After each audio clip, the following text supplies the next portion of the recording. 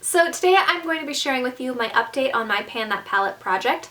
I have been working on 3-ish palettes honestly for the last couple of months, and then I have a 4th one that I'm hoping to work on. We'll see how far I get in these. I will be honest and say that I haven't been as focused on these palettes in the last month. I'm just getting kind of bored with them. I feel like I'm always doing the same look. I want to play with other palettes that I have. Like I had the Anastasia self-made palette that I got that I haven't gotten a whole lot of chance to play with.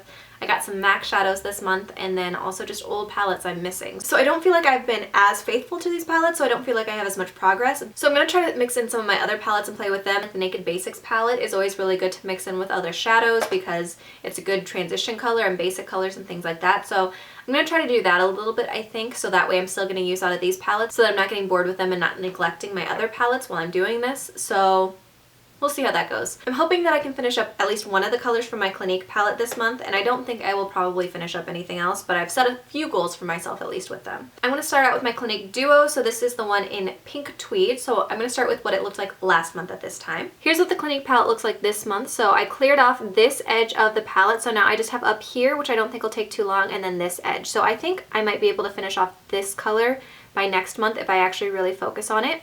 And then this one I hit pan on, which was exciting. And then there's a lot of wear down here, so I think I will have a lot more pan on this next month. I've been layering these two colors on my eyes, so I've been putting this one down first and then layering this on top and blending out my crease with this one as well. I like the effect, but I'm getting a little bit tired of the same look pretty much every day for the last few months. What I've started doing is laying this down and then layering another one on top. So I'll show you guys. So this is the shadow that I've been layering over top. This is Makeup Geek's Starry Eyed. It's one of their foiled eyeshadows, and it's really just a very pretty champagne color, and it's very, very bright. I've loved adding this over top because it gives just an extra pop to the look, and it's not so just natural nudie. It just gives it a little bit more glam. Next up, the palette that's probably closest to being done is the Maybelline Eye Studio Quad in Mad for Mauve, and this one just has one color left. So I'm going to share with you guys what this looked like last month at this time. Alright, here is the Maybelline Quad. So like I've said, pretty much every other month. The first two are already done. The green I'm not going to be using, and the burgundy I'm working my way up and around. So I feel like there's not a ton of progress there, but I have kind of worked up a little bit. I've been using this in the outer corner and underneath to smoke out underneath my lash line, just like I have been doing for the last several months. This kind of got pushed to the side for a little bit. I kind of forgot about it because I cleaned up and I moved it around, and I forgot that there was the one shadow in here that I should be using. So hopefully next month I will have more of the top cleared out. I did wear this all over my lid one day. I think I did a video or two maybe that had this look in it. It's fine. It's nothing amazing. It's not as vibrant as I would like it to be. It turns out just a little bit dull, so I don't think I would do that very often just because it doesn't turn out as vibrant as I want it to be, but it's okay. And the last palette that I've been working on that I think is the most easy to use because it's so easy to blend in with other palettes is the Urban Decay Naked Basics palette. I don't feel like there's a ton of noticeable progress in this one, but I did set a few goals for myself. So first off, I'll start with what this looked like last month at this time. Alright, so the Naked Basics palette here, I have already hit pan in these two. I've had the pan on those for a couple of months now.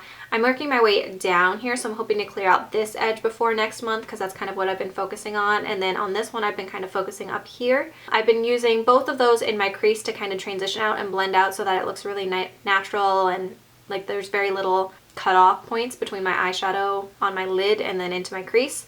Foxy I've continued to use on my brow bone. So this one I was hoping I would maybe hit pan. There's a really big dip in it, but it hasn't hit pan yet, so I keep using that on my brow bone, and sometimes I blend it into the crease area a little bit more.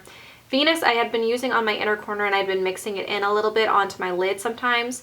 There's a pretty good dip down here.